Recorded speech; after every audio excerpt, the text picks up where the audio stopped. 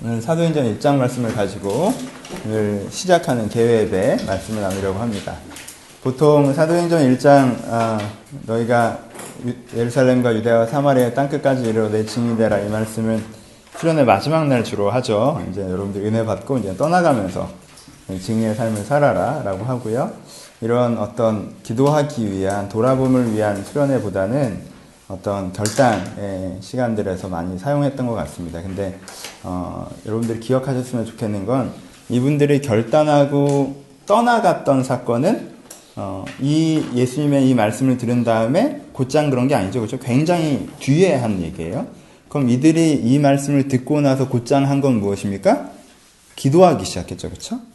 그러니까 사실 이 부분은, 사도행전은 이 부분은 여러분들이 은혜를 다 받고 맨 나중에 들려졌던 얘기가 아니라, 은혜를 받기 시작해야 되는 사람에게 예수님께서 해주셨던 얘기라는 걸 좀 기억해 보셨으면 좋겠어요. 그렇죠? 그리고 이 사람들은 이 얘기를 듣고 나서 전도하러 갔어요? 아니죠. 이 얘기를 듣고 기도해야겠구나, 이렇게 됐죠. 그렇죠? 그래서 여러분들이 이들과 같이 이야기를 듣고 결론에 내가 기도해야겠다, 이런 마음이 들으셨으면 좋겠다라는 생각에 이 본문을 가지고 말씀을 좀 나눠보려고 합니다. 좀 다른 얘기부터 시작할까요? 신약 성경 읽으면서 사람들이 하는 어떤 퀘스천들이 있어요. 질문들. 이게 이건 좀 이렇지 않는가라는 질문들이 몇 가지가 있습니다. 예를 예수님께서 사마리아 여자를 구원하시는 그 장면 있잖아요. 너무 생생하게 묘사가 되어 있습니다. 요한이 있었죠? 근데 요한이 그 자리에 있었나요? 그 자리에 없었죠? 그쵸? 요한은 그 자리에 없었는데 마치 자기가 본 것처럼 생생하게 잘 적어놨어요. 그리고 예수님께서 그 마지막에 정말 땀방울이 핏방울처럼 되고자 기도하셨던 겟세마네 기도. 이때 제자들은 뭐하고 있었죠? 다 자고 있었단 말이에요. 그러니까 사람들이 어떻게 얘기합니까? 사람들이 하는 이야기들 중에 하나가, 그걸 어떻게 하느냐? 이 제자들이 좀 각색하고 생각해서 쓴 거 아니냐? 라고 이제 생각하시는 분들이 있는데, 그 오해를 풀어주는 성경 구절로는 사도행전 1장 3절에 나오죠. 예수님께서 뭐라고 하셨어요? 예수님께서 부활하셔서 곧장 승천하신 게 아니죠. 40일 동안 뭐 하셨다고 그래요? 40일 동안 함께 하시면서 하나님 나라의 일들을 저들 가운데 가르치셨다라고 얘기합니다. 그럼 하나님 나라의 일들을 가르쳤다는 게 예수님께서 새로운 얘기들을 막 갑자기 하셨겠습니까? 아니죠. 그렇지 않으셨을 거예요. 예수님께서 무슨 얘기를 하시는 거예요? 이 사람들과 함께 보냈던, 이 제자들과 함께 보냈던 3년의 시간을 어떻게 하시는 겁니까? 다시 한번 재정리해 주시는 거죠. 제자들은 어땠습니까? 무슨 일이 벌어지고 그게 무슨 일인지 잘 몰랐어요. 그렇죠? 바리새는 누룩을 주의해라 했더니 빵이 없는데 왜 누룩 얘기를 하냐? 이건 제자들의 수준이었단 말이에요. 그렇죠? 그러니까 3년 동안 따라다니기 위해서 정보량은 모였지만 뭐가 없어요?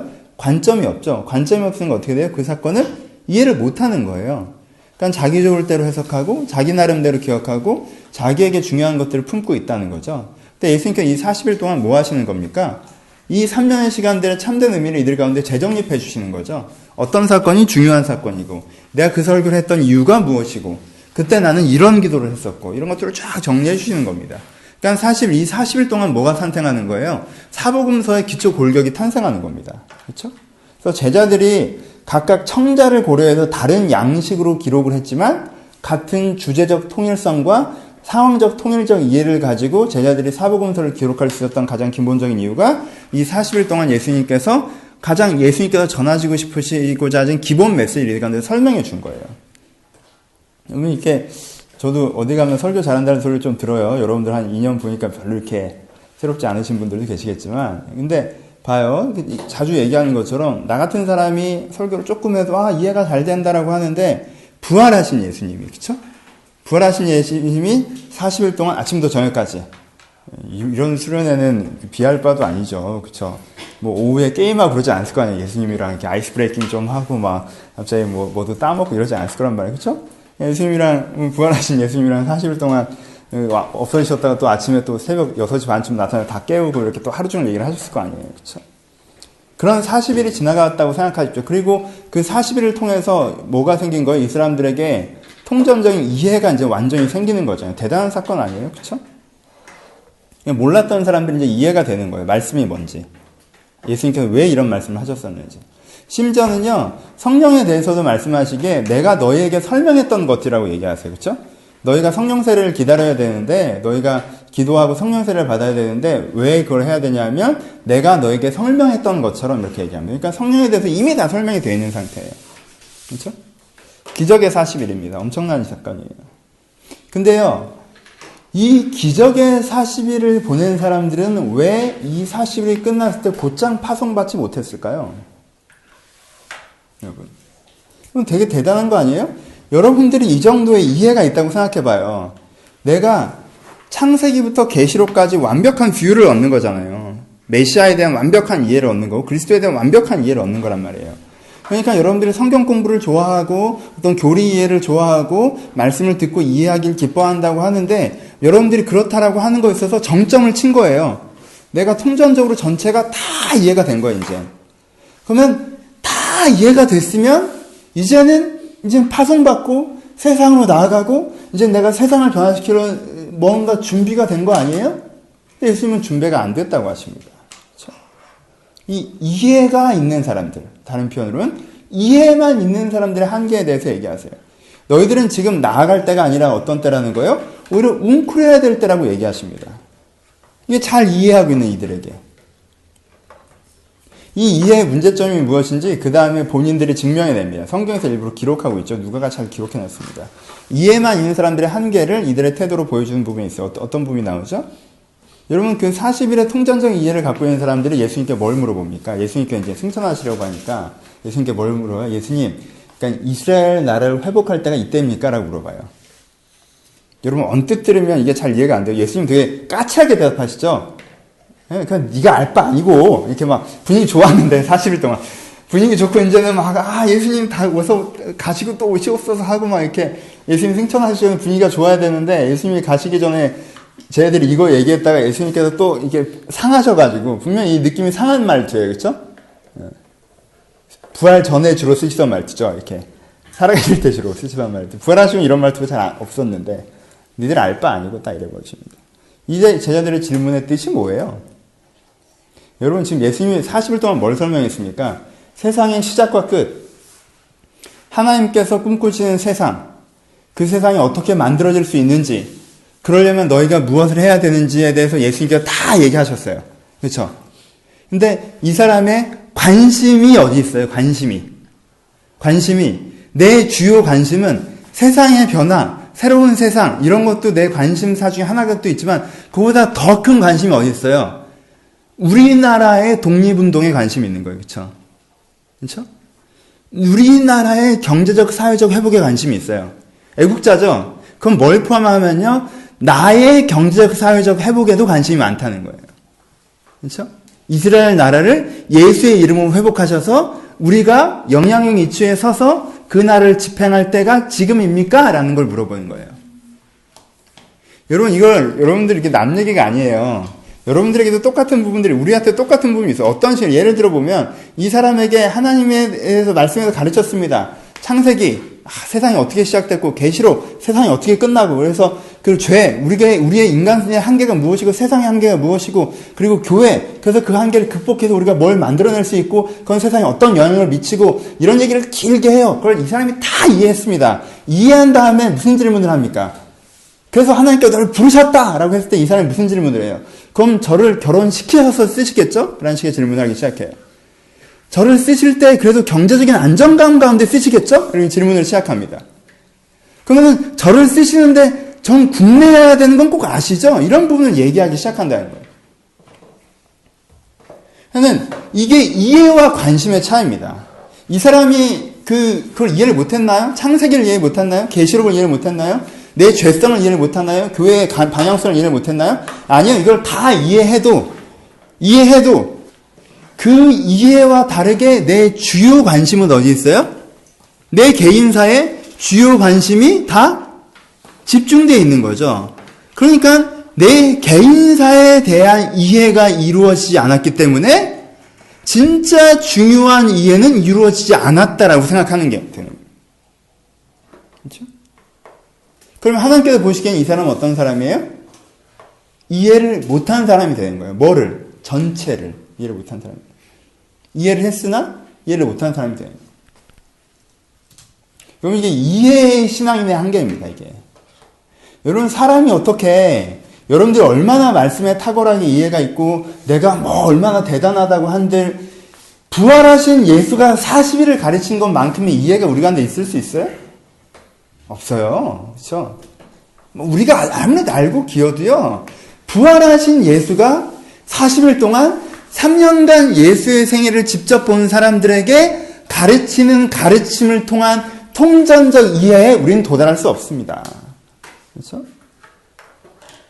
물론 그분들이 뭐 적어놨기 때문에 그걸 우리가 접하고 있고 이해를 하고 있긴 하지만요, 조금 더 수준 있는 이해일 거라고 생각해요. 근데요, 이 이해와 관심의 괴리를 갖고 있는 사람은요, 어떤 식의 반응이 보입니까? 그걸 다 이해, 내가 기독교가 이상하다고 생각했는데 알고 보니까 기독교가 되게 의미가 있고 되게 명쾌한 거고 논리적인 거고 가치 있는 거고 그게 세상에 유익한 거고 그게 진짜 있다라고 나는 믿고 그게 또 이루어져야 된다고 생각하고 다 이해했어요. 근데요, 재밌는 건 뭔지 아십니까? 저도 말씀을 가르치다 보면 그렇게 너무너무 잘 이해한 다음에 급격하게 신앙에 관심이 없어지는 사람들이 있습니다. 어떤 사람들이에요? 그전에는 기독교가 이해가 잘 안 됐지만 내 개인사에 큰 도움이 된다는 생각을 갖고 있어서 관심이 많았어요. 근데 내 개인사에 별다른 도움이 안 된다는 걸 깨닫고 나자 기독교는 새로운 걸 조명해 주는 거지 내 개인사랑 크게 상관없다는 느낌이 드니까 갑자기 관심이 약해집니다. 어떤 사람은 제자들처럼 정말 큰 관심을 가지고 이걸 이해한 다음에 그 다음에 뭘 물어봐요? 그럼 이제부터 본격적인 얘기를 시작하자고 해요. 무슨 얘기? 그러면 제 인생은 어떻게 되는 건데요? 결혼은, 제 진로는, 그럼 제가 어떤 직업을 택해야 되는 건데요? 이 통전적인 이해를 다 했습니다, 하나님. 이제는 하나님 나라와 세상이 어떻게 굴러가는지 알았습니다. 그러면 저는 어떤 직장을 들어갈까요?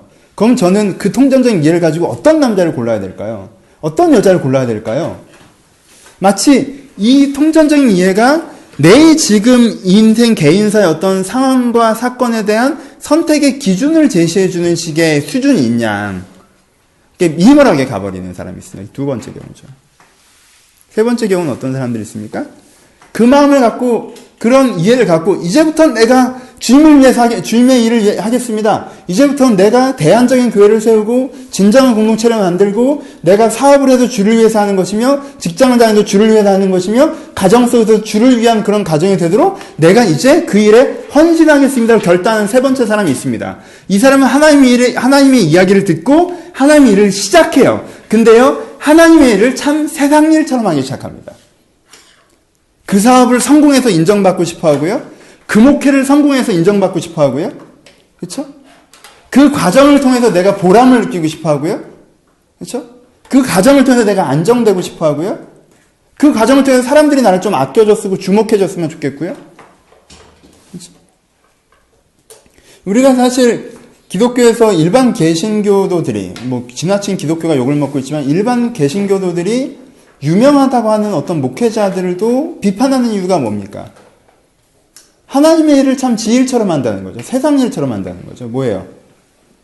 주를 위해서 일한다고 고백하고 하고 있고 그 일 실제 주의 일이긴 한데 이렇게 잘 보면 자기가 높아지고 싶어서 하는 건지 진짜 주를 위해서 하는 건지 잘 모르겠다라는 거예요. 자기가 성공하고 싶어서 하는 건지 자기 직업이 목사니까 자기 직업을 잘 해내고 싶어서 하는 건지 진짜 주를 위해서 하는 건지 잘 모르겠다. 그리고 저 사람이 돈 때문에 위해서 하는 건지 그냥 하는 건지 잘 모르겠다. 저 사람이 명예를 위해서 하는 건지 진짜 주를 위해서 하는 건지 잘 모르겠다. 이게 우리의 의구심이잖아요. 그렇죠? 근데 우리가 그분들을 그렇게 비판하려면요. 우리 자신을 봐야 됩니다. 그렇죠? 어떤 사람들의 특징이에요? 이해만 있는, 이해와 관심이 괴리된 사람들의 특징은 첫 번째, 진정한 이해를 얻었을 때 신앙에 무관심해지든가. 아니면 진정한 이해를 얻고도 미니멀하게 내 인생의 상황을 해석하는 어떤 도구로만 사용하려고 하든가. 아니면 진정한 이해를 얻어서 그것을 하겠다고 시작은 했으나 자기의 관심이 사실 자기 자신에 대한 관심이 너무 많기 때문에 하나님의 일을 하면서도 실제로는 세속적인 자기의 뭔가를 채우고 있든가 이런 식으로 변질되어 버린다는 거예요. 세 가지가. 그렇죠? 그러니까 예수님이 이해만 갖고 있는 그리스도인들에게 뭐라고 하세요? 다락방으로 올라가라고 하시는 거예요. 세상으로 나아가는 게 아니에요. 이제 이해가 다 됐어? 그래, 세상으로 나아가자가 아니에요. 이제 이해가 다 됐니? 이제는 다락방으로 들어가자. 왜? 이 사람은 뭘 볼 수 있기 때문에 그래요? 이해와 자기 관심의 간격을 볼 수 있기 때문에 그렇습니다. 여러분들이 갖고 있는 이해와 여러분들이 갖고 있는 관심의 간격을 보십니까? 여자분들이 가끔 그런 얘기를 해요. 이렇게 막 이렇게 상담을 해줘서 남성 성향은 야, 네가 그건 그렇게 해야 되고 이건 저렇게 해야 되고 이건 저렇게 해야 되는 거잖아. 라고 이제 설명을 하면 잘 듣습니다, 주로. 근데 여자분들은 보통 한 번 얘기해주면 잘 들어요. 근데 두 번 얘기해주면, 아, 알아요. 그래. 뭐, 목사 얘기해주면 알아요. 하지만 남자친구가 얘기하면 뭐래. 아, 내가 몰라서 그래. 알아. 약간. 자꾸 나한테 정답 얘기하지 마. 뭐, 나한테 자꾸 가르치려 들지 마. 뭐, 이런 얘기해요. 왜 그래요? 그 여자분이 고백하시는 분의 의미가 뭐예요? 답은 자기도 안다는 거예요. 그쵸?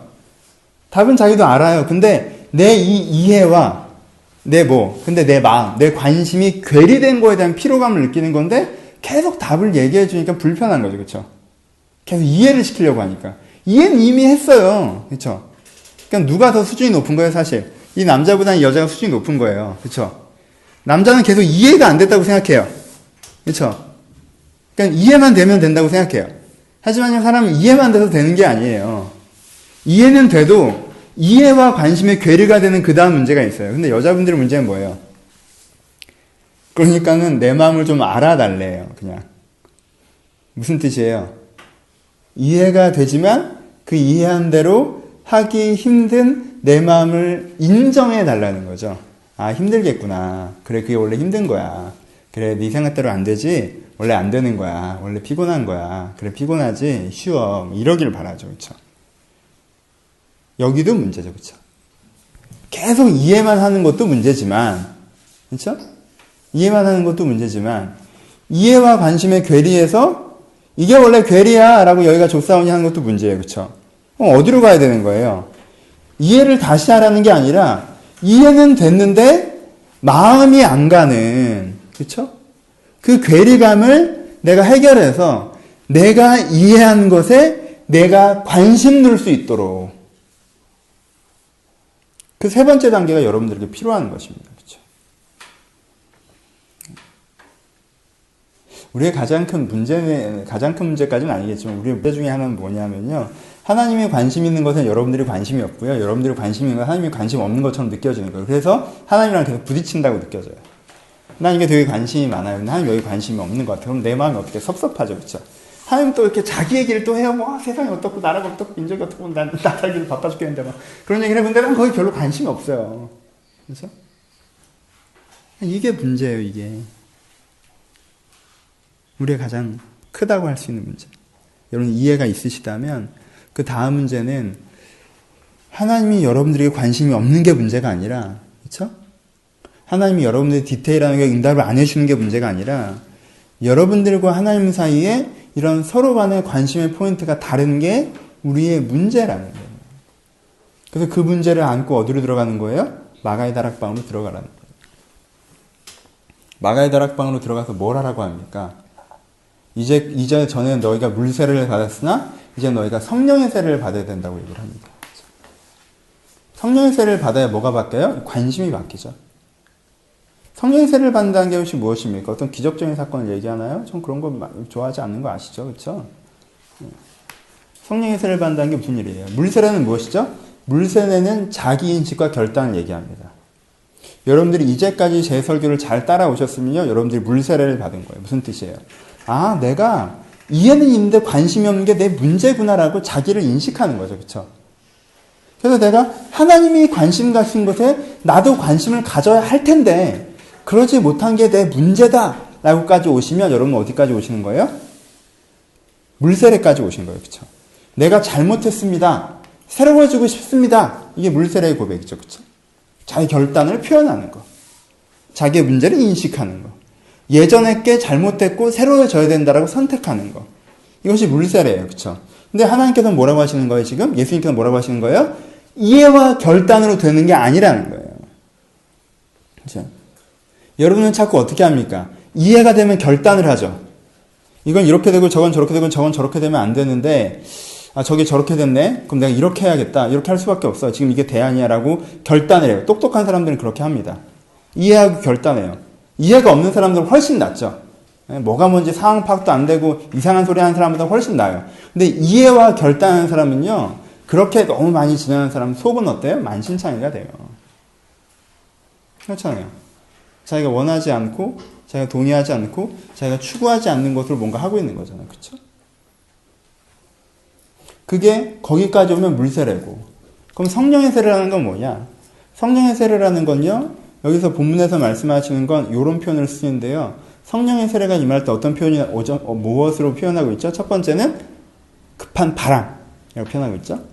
그리고 그 다음에 갈라지는 불이라고 표현하고 있습니다. 그렇죠? 여기 막 이렇게 다다다다다 막 태풍이 불어서 뭐 우리가 기도하는데 여긴 또 바람 불면 되게 성령이 오시는 것처럼 느껴질 것 같아요. 구조가 유리가 많아서. 그렇죠?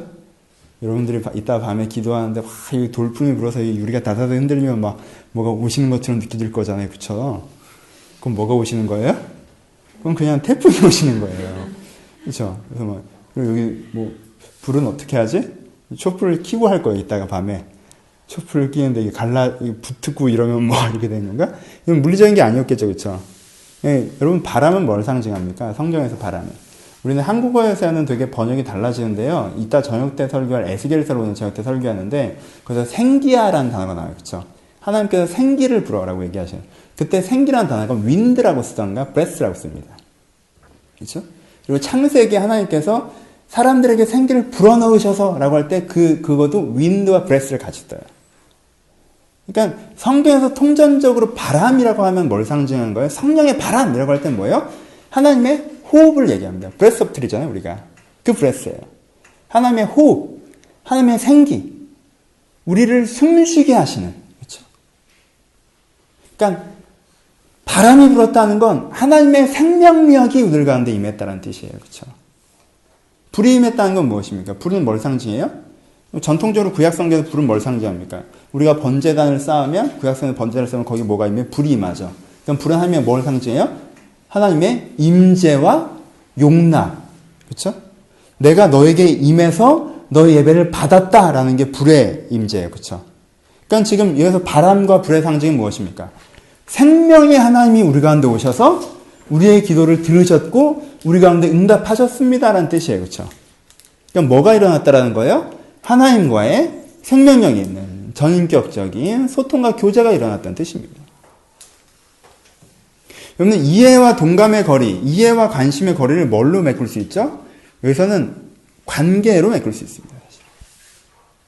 예를 들어 봅시다. 제가 예전에 많이 설교 시간에 예를 들었던 예 중에 하나가 지구가 100명의 사람이라면 이란 책에 대한 얘기를 몇 번 한 적이 있어요. 지구가 100명의 사람이라면 퍼스널 컴퓨터를 갖고 있는 사람은 몇 명이라고 했어요? 1명이라고 했죠. 그렇죠? 스마트폰을 갖고 있는 사람들은 0.5%입니다. 지구가 100명의 사람이라면 대부분의 사람들 100명 중에 1명만 스마트폰을 갖고 있어요. 1명도 사실은 안 되는데. 그렇죠? 그러면 그 책을 읽다 보면 뭘 느껴요? 내가 굉장히 많은 걸 갖고 있구나를 느껴요. 그 컴퓨터뿐만 아니라 한 수십 개를 얘기합니다. 그렇죠? 집이 없는 사람이 몇 명이고, 집이 있는 사람이 몇 명이고, 먹을 게 없는 사람이 몇 명이고, 먹을 게 있는 사람이 몇 명이고, 거기 그렇게 쭉 얘기해 나갈 때 나는 먹을 걸 걱정하지도 않고, 집을 걱정하지도 않고, 나는 이런 퍼스널 컴퓨터나 문명의 이기도 누리고 있고, 그러니까 나는 되게, 나는 불가촉 청민인 것처럼 사회에서 약자이고 빈곤자인 것처럼 내가 스스로 생각하고 살아가는데 그게 아니라 난 한국 사회에 갇혀서 생각해서 그렇지, 사실 내가 지금 60억 인구 평균에서 상위 1%구나. 그렇죠? 대학 나온 사람이죠? 여러분들 누울 집이 있죠? 그 자가 소유를 얘기하는 게 아니에요. 집이 있고, 막 이런 식의, 먹을 걸 걱정하지 않고, 이러면 내가 상위 1%구나. 라고 그걸 느껴요. 그걸 보고 느껴요. 그럼 무슨 생각이 되죠? 아, 내가 많이 가진 사람이구나. 내가 나누면서 살아야겠다. 라고 생각이 들죠. 그렇죠? 이게 어떤 사람이에요? 이해한 사람이에요. 이해한 사람. 보세요. 다른 예를 들어봅시다. 이 사람은 이해한 사람이고, 또 한 사람은요, 여러분들도 뭐 자주 가신 부분들이 있죠? 단기선교를 갔어요. 뭐 컴패션을 갔어요. 뭐 인도를 갔습니다. 필리핀을 갔어요. 갔는데 어린애 하나를 만났어요. 가난한 애입니다. 그 7, 8살 된 애가, 제 아들 또래 된 애가 길에서 차를 파는 형을 따라 나와서 정말 꼬질꼬질한 모습으로, 형을 따라 나와서 길에서 계속 차를 팔고 그 형의 뒤를 따라다니고, 그게 그 아이의 하루고, 먹을 게 없고, 입을 게 없고, 그런 아이를 보고 그 아이를 하루 딱 안아줬는데, 그 아이가 저한테 계속 방글라데시 말을 뭐라고 했거든요. 계속 설명하는, 내 아들만한 애가. 외국인이 한 번 안아줬는데 이 사람이 자기 말을 알아듣지가 못하는데 계속 설명할 때 그 말을 들으면서 무슨 느낌이 들어요? 그 아이를 만나면서 그 아이의 손을 잡으면서 그 아이의 눈을 보면서 그 아이의 환경을 보면서 그 아이의 상황을 보면서 아, 난 많이 가진 사람이구나 이런 생각을 해요? 아니, 그렇지 않습니다. 그런 사람은 되게 나쁜 사람이에요. 이 아이의 갖지 못함에 내가 집중하게 되죠. 그렇죠? 그렇죠? 그리고 그 다음에 무슨 생각이 들어요? 어떻게 하면 이 아이 이 문제가 해결될 수 있을까 고민하게 되죠. 여러분, 이 통계를 보고 구제를 하는 사람과 소통을 하고 구제를 하는 사람의 차이가 느껴집니까? 뭐가 달라요? 주어가 달라요. 통계를 보고 구제하는 사람은 주어가 나아요. 내가 많이 가졌구나.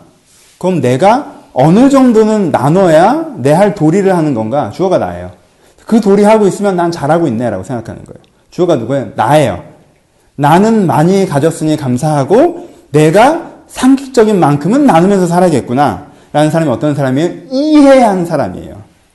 근데 이런 이해한 사람 같으면 사실요 별다른 변화가 없습니다. 그렇죠? 근데 관심이 바뀐 사람, 소통한 사람, 공감한 사람한테는 뭐가 바뀌어요? 주어가 바뀌어요. 이 아이가 이러고 있다라니. 정말 이 아이가 어떻게 하면 혜택을 받을 수 있을까? 어떻게 하면 얘가 배려를 받을 수 있을까? 어떻게 하면 이런 아이들이 내가 뭘 할 수 있을까? 어디까지 좀 할 수 있을까? 라고 하게 되는 거죠. 그렇죠? 봅시다. 하나님 얘기로 넘어가죠. 하나님에 대해서 이해하시는 분은요. 날 이래서 창조하셨구나. 나한테 그럼 이런 걸 하라고 하시는 거구나. 그럼 내가 이걸 이만큼은 해야겠네. 라고 주어가 누가 돼요? 내가 돼요. 이해는. 근데 공감하는 사람은 정말 하나님이 이걸 좋아하시는데 하나님이 이걸 원하시는데 내가 어떻게 하면 이걸 되게 만들 수 있을까? 어떻게 하면 내가 이 부분에서 하나님의 뜻을 이루어드릴 수 있을까? 라고 하는 뭐가 바뀌어요? 주어가 바뀌는 거예요. 아까 수경이랑 민상이랑 크리스마스 선물 했잖아요. 그렇죠? 수경이는 민상이를 위해서 왔고 민상이 수경을 위해서 왔대요. 민상이는 수경이가 가자고 하니까 왔고 수경이는 민상이 기도하고자 하는 마음에 이렇게 왔단 말이에요. 주어가 누구예요? 주어가 내가 아니죠. 그렇죠? 내가 무엇을 하는데 내가 주어가 아니라 저 사람이 주어인 거예요. 뭐 때문에 그런 일이 일어나요? 물론 이 두 경우는 해프닝 때문에 그런 일이 일어났지만 뭐 때문에 그런 일이 일어나는 거예요?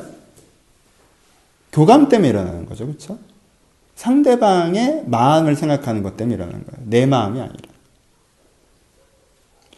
여러분들 하나님에 대해서 이해하시는 건요. 하나님에 대해서 이해하시는 건 굉장히 중요하지만 아무것도 바꾸지 않습니다. 내 존재에 관해서는. 하나님에 대해서 소통하는 것이 나를 바꿉니다. 그러니까 여러분들이 이해하신 다음에 하셔야 되는 건 뭐예요? 마가의 다락방을 올라가는 겁니다. 그리고 전혀 기도에 힘썼습니다. 이 사람은. 뭘 기도한 거예요? 하나님, 이해는 됩니다. 이해는 돼요. 근데 내가 그런 사람이 아니에요. 이해는 되는데 나는 사실 세상이 변화되고 다른 사람들이 건강해지고 내가 하나님의 뜻에 맞는 온전한 사람이 되고 내가 새로운 사람이 되고 이런 거에 별다른 관심이 안 생겨요. 여전히 나는 내가 원하는 게 좀 잘 됐으면 좋겠고 내가 기분 좋았으면 좋겠고 내가 성공했으면 좋겠고 내가 행복했으면 좋겠고 내가 안정적이었으면 좋겠는 거에만 내 관심이 집중돼 있어요. 하나님 어떻게 하면 이 내가 바뀔 수 있을까요? 하나님이 직접 내 마음에 찾아오셔서 하나님이 이걸 얼마나 기뻐하시는지 나에 대해서 어떤 마음이신지 어떤 꿈이신지 어떤 생각이신지를 내가 들을 수 있고 느낄 수 있다면 내가 바뀔 것 같은데요. 그러니까 뭐예요? 전혀 기도에 힘쓰는 것입니다. 그랬더니 어떻게 됐어요? 하나님의 생기가 하나님의 그 생명력이 그들의 심령 가운데 찾아오는 것입니다. 하나님의 임재가 그들 가운데 찾아온 거예요. 하나님께서 그들의 기도를 들으셨다 응답이 그들 가운데 찾아온 것입니다. 그래서 번제물을 받으시는 그 불꽃처럼 우리의 심령의 제사를 받으셔서 우리 마음 가운데 불로 찾아오셔서 우리의 묵은 것들을 태우시고 새로운 것들을 살리시는 그 임재가 이들의 심령과 마음 가운데 찾아오는 것입니다. 그래서 오순절의 성령 세례는 모든 사람의 심령 가운데 오늘도 반복되어야 되는 것입니다. 그리고 각 개인의 인생 가운데 지속적으로 일어나야 되는 것입니다. 한 번의 사건으로서가 아니라.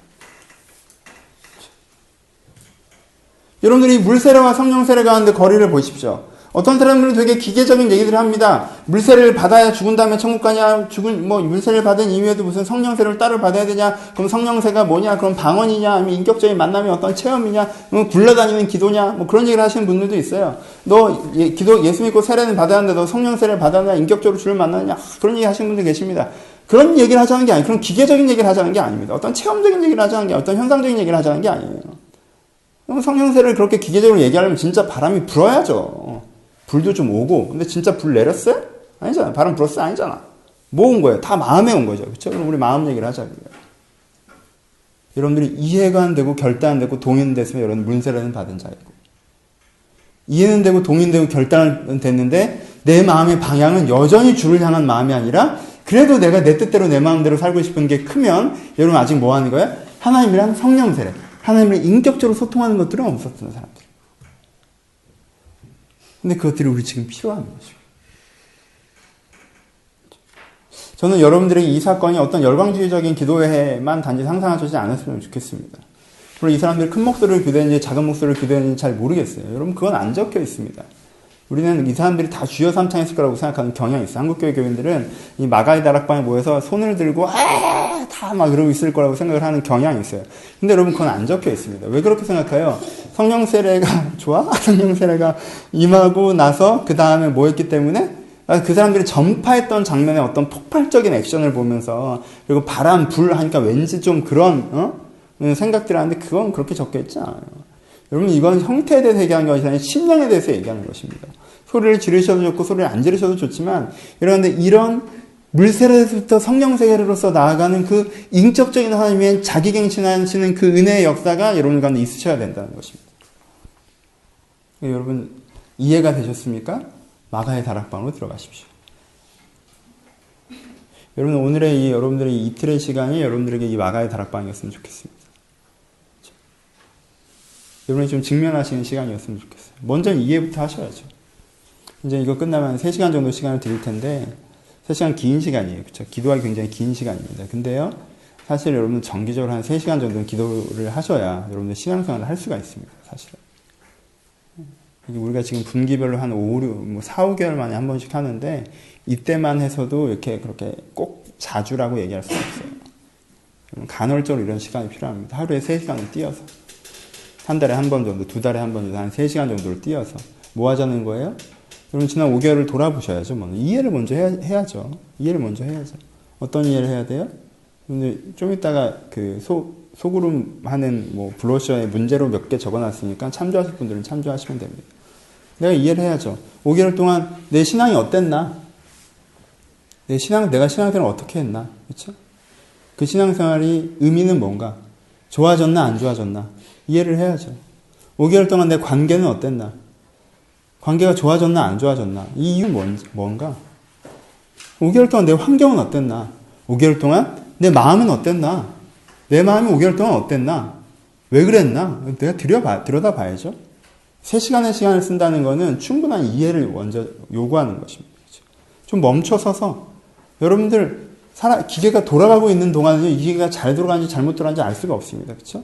어제 하고 오늘 하고 또 내일 하고 이게 다 연결되어 있잖아요. 도미노처럼 연결돼서 쓰러지는 것이기 때문에요. 중간에 멈춰서 돌아볼 수가 없어요. 근데 이 5개월 만에 여러분들 좀 멈춰 쓰자는 것입니다. 돌아보자는 것입니다. 생각을 해보세요. 근데 여러분 제가 여러분한테 촉구 드리는 건 뭐냐, 오늘 여러분이 도전하고 싶은 건 뭐냐면 어떤 분들은 명상에서 멈추신다는 거예요. 명상을 꼭 하셔야 돼요. 그렇죠? 돌아보는 게 있어야죠. 근데 여러분 거기서 멈추면 안 됩니다.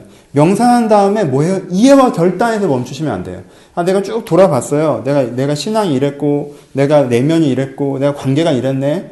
그러니까 내가 이걸 이렇게 고쳐야겠구나. 그러려면 내가 이렇게 살아야겠다. 아자. 마음이 새로워지네. 머리 샤워한 것처럼 이렇게 좀 맑아져요. 여러분 흐트러졌던 머리가 정리되면 맑아집니다. 하지만 여러분 그건 은혜가 아닙니다. 그건 모든 종교에 있는 거예요. 그렇죠? 그리고 모든 종교까지도 아니라 기본적으로 자기 성찰의 소양을 갖고 살아가시는 분들은 다 하시는 거예요. 그러니까 여러분들 좀 더 자주 하셔야 되죠. 그렇죠? 나를 돌아보고 정리하고 그거 갖고 뭔가 결단하고 이렇게 해야 됩니다. 근데 여러분 우리는 거기서 멈추는 게 아니에요. 그렇게 하자는 게 아니라 그렇게 결단할 만큼 물세례까지 왔으면 뭘 보셔야 돼요? 여러분들이 지난 5개월 동안 그걸 몰라서 안 했습니까? 에? 그렇게 하는 게 나에게 유익하다는 걸 몰라서 안 그랬어요? 아니에요. 몰라서 안 그런 게 아니에요. 여러분, 다른 사람과 더불어 사랑하면서 지내야 된다는 거. 내가 그 사람한테 이런 태도를 가져야 된다는 거. 내가 내 마음과 내 생활에 조금 더 열정이 있어야 된다는 거. 내가 신앙생활을 이렇게 해야 되나. 여러분, 몰라서 안 그랬어요? 아니라는 거예요. 몰라서 안 그랬던 게 아닌데 다시 자기 성찰을 해서 이해하고 결단하는 그게 되겠습니까? 아니라. 작심삼일의 명언입니다. 뭐예요? 작심삼일이라는 건 뭐예요? 결단해서 3일 간다는 거예요. 뭐예요? 왜? 사람은 단지 지적 존재가 아니라는 뜻입니다. 내가 이해하고 결단한다고 해서 그게 되는 게 아니라는 거예요. 거기는 다른 게 있어요. 뭐예요? 여러분들의 의지죠. 여러분들의 자신, 여러분들의 정서. 그걸 돌아보신 다음에 뭘 하셔야 돼요? 하나님, 내가 왜 그렇게 안 할까요? 물어보셔야 돼요. 하나님, 제 마음에 있는 다른 마음은 무엇입니까? 물어보셔야 돼요. 그리고 뭘 누리셔야 돼요? 하나님이 여러분들에 대해서 어떤 마음이신지 누리셔야 됩니다. 그 기도가 여러분들 가운데 있어야 돼요. 하나님께 여러분들 가운데 어떤 마음이신지를 누리셔야 돼요. 그 기도가 여러분들 가운데 있어야 돼요. 하나님께 나에게 선하시고, 그렇죠? 이게 5가지만 하시면 돼요. 항상 강조하는 거. 하나님께 나에게 어떤 마음인데, 하나님께는 첫 번째 뭐예요? 하나님께서는 계시고, 존재하시고, 하나님께서는 선하시고, 하나님께서는 맞고, 그렇죠? 하나님 그건 아니잖아요. 이건 이런 거 아니에요. 이런 게 아니라 하나님께서 맞고. 세 번째, 하나님께서 인자하시고, 나 이래서 하나님 나 싫어하실 거 아니에요. 하나님 오늘도 여러분들 손을 내밀고 있습니다. 하나님께서는 능력 있으시고, 하나님께서는 뭐든지 바꿔나갈 수 있으시고, 이 4가지 여러분들이 믿으셔야 돼요. 하나님의 존재와 하나님의 맞으심과 하나님의 인자하심과 하나님의 사랑하심과 하나님의 능력 있으심. 이 하나님의 4가지 모습을 여러분들 믿으시고, 하나님 지금 이 자리에 분명히 계시고, 나에 대해서 어떤 뜻, 계획, 의지, 하나님의 선하심, 하나님의 기준과 생각들이 있으시고, 그리고 그것들을 오늘 가운데 나를 평가하지 않고 가르치려고 하시고, 그리고 하나님께 가르치셨을 때 내게 그게 진짜 이루어질 수 있고, 여러분들 하나님께 이 4가지가 있는 하나님을 여러분들 인정하시면서, 여러분들이 하셨던 그 명상에 의한 자기 성찰의 결론들, 그리고 이런 하나님의 실제를 여러분들의 믿음에 대한 고백으로 말미암아 이 하나님이 내 이 마음을, 이 생각을, 이 뜻을 이 현재에서 나를 변화시켜 주소서라고 간구로 나아갈 때 여러분들 진정한 변화가 찾아올 수 있는 것입니다. 그럼 예수님께 40일 배운 사람도요, 마가의 다락방에 가서 30분 기도하고 은혜 받은 게 아니에요. 그렇죠? 예수님이 그들을 사랑하지 않으셔서가 아니라 오래 해야 하나님께서 해주시기 때문이 아니라 지난주에 설교했던 것처럼 우리 쪽의 감각에 문제가 있기 때문에, 우리 쪽의 생각에 문제가 있기 때문에 이 제자들도, 그러니까 이스라엘이 언제 되는 건데 여기에 머리가 처박혀져 있어서 이게 빠져나오지 않기 때문에 그래도 하나님의 생각을 좀 알고 하나님을 만나고 싶어 하는 그 간절한 기도를 통해서 굉장히 긴 시간을 기도할 때 그들 가운데 이런 성찰적인 은혜가 있을 수 있었다는 것입니다. 그렇죠? 말씀을 마치겠습니다. 개회배는 여러분들 기도하는 게 먼저인데, 이렇게 하니까 오니까 되게 좋네요. 근데 오늘 아침에 내 입장에서는 수련회를 준비하고 보통 오늘 우리 가족 빼면 13명이 왔어요. 여기가 좋은 게 뭐냐면요, 한 테이블에 2명씩 앉아서요, 몇 명 안 와도 되게 많아 보입니다. 저만 꽉 찬 것 같죠? 근데 2명씩 앉아서 그래요. 그렇죠? 13명 왔습니다. 13명. 저에게 그 제적이 한 39명인데 저희 가족 빼고, 아이들 빼고 한 39명 되는 13명이 왔어요. 그러니까 제가 예전에 작년에 수련회 한번 파토난 적이 있었어요. 근데 제가 수련회 가기 하루 전에 엎어버린 적이 있었는데, 그때가 12명이나 제가 엎었습니다. 12명 엎었는데, 이번에는 오늘 아침에 3명이 들어잡아지네. 사실 이번 주 월요일에는 20명이었거든요. 계속 한 명씩 못 간다고 그래가지고, 아마 아침에 이제는 최종적으로 이렇게 하니까 제가 기분이 별로 안 좋잖아요. 기분이 왜 안 좋냐 하면, 제일 먼저 목사 입장에서 드는 생각은요, 내가 준비를 제대로 못했나? 이런 생각 듭니다. 그렇죠? 날짜를 잡은 거에서부터, 홍보하는 것에서부터, 뭔가 기도로 준비하는 것부터, 한 사람을 동기부여하는 것부터, 뭔가 내가 못했나? 이런 생각이. 그럼 이게 그것 때문에 사실 기분이 제일 나쁜 거예요. 내가 뭔가 잘못했나? 이런 생각 때문에 기분이 나쁩니다. 그렇죠? 그리고 이제는 그것 때문에 기분이 나쁘면 이제는 무슨 마음이 생겨요? 이제는 되게, 이쯤 되면 좀 갈 수 있는 상황인 것 같은데 왜 안 가지? 라는 섭섭한 마음이 생겨요. 그렇죠? 그리고 그런 섭섭한 마음이 생기는데 저 혼자 마음을 고쳐먹습니다. 어떻게? 지금 떠나야 되는데, 이제 떠나야 되는데 이런 마음이 휘둘리면 안 돼. 일단은 이게 먼저 집중해서 해내고 이런 마음을 털어내자. 왜? 지금 가서 설교를 해야 되는 사람 마음이 이러면 안 되잖아. 집중하자. 이런 마음이 또 생겨요. 그러면 그 마음이 그렇게 됩니까?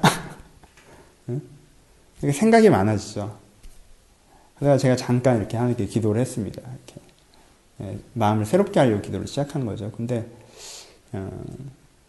하나님께서 저한테 그런 마음을 좀 주셨어요. 그냥 딱 한마디로 제 마음에 온 건, 너는 수련회를 가는 게 지금 부담스럽게 느끼는데, 나는 수련회를 가는 게 설렌다라는 마음을 주셨어요. 그 마음이 딱 느껴지면서, 이게 됐다. 이게 뭐 1명이든 2명이든 3명이든 10명이든 뭐 13명이든 상관없이 이 수련회 이 시간이 되게 누군가에 굉장히 큰 의미가 있는 시간이겠구나. 하나님은 그거에 되게 기대하고 계시는구나. 라는 게 제 마음에 좀 이렇게 왔습니다. 그 순간 어떻게 될까요? 앞에 있는 3-4가지 생각은 싹 사라지죠. 그렇죠? 내가 준비를 더 잘했어야 되는데, 좀 그런 가야 되는 거 아니나? 그래서 좀 기도의 문제였나? 아니야. 그런 생각을 할 때가 아니야. 이걸 집중하고 일단 해결을 하자. 라고 이해와 결단을 해봐야, 그렇죠? 저는 가면을 쓰게 될 거고, 그렇죠? 그게 아니라 교감이 되면 진심으로 이제 별로 그 생각은 털어지는 거고, 새로운 마음이 생기는 거고, 변화가 되는 거고. 이렇게. 작은 이슈지만 이런 이들의 이런 성령 세례가 여러분 마음 가운데 반복적으로 지속적으로 일어날 때에만이 우리가 진정으로 변화되어져 가면서 살아갈 수가 있더라. 2가지 결론부로 얘기합시다. 그러니까 오늘 여러분들의 지성을 좀 내려놓고요. 지성을 내려놓은 지성을 포기하라는 게 아니라 지성으로 다 된다고 생각하지 말고요. 오늘 여러분들 기도하실 때 아까 제가 얘기한 것처럼 돌아보고 하나님께서 나에게 어떤 마음이신지 좀 느끼고자 하고 하나님께서 여러분들에 대한 마음을, 이 세상에 대한 마음을 느낌을 알미암아 여러분들의 그 탑처럼 쌓여있던 생각들이 좀 털어지는 은혜가 여러분한테 좀 있었으면 좋겠습니다. 성실한 간절함을 가졌으면 좋겠습니다. 주여 한 3번, 우리는 한 5분 소리 질러봐서 안 되면 오늘은 날이 아닌가 보다 하는 경향이 있는데, 그렇게 아니라 내가 침묵 중에, 고요한 고백 중에 이렇게 하나님께 친절하게 나아가는 그런 간절한 기도가 여러분들 있으면 좋겠습니다. 여러분 혹시 이 살 시간을 드리면요, 저는 정말 예언합니다. 여러분 잠드실 거예요. 잠드실 겁니다. 예언합니다. 근데요, 여러분들의 기도의 진짜 위기는 뭐냐면요, 잠이 들었을 때가 아니라 잠에서 깨어난 이후에 여러분들이 죄책감을 갖는 겁니다. 제가 3시간을 드리는 이유는요, 여러분들이 잘 걸 확신하고 3시간을 드리는 거예요. 좀 주무셔도 돼요. 좀 잠들어도 됩니다. 이불을 깔지 마세요.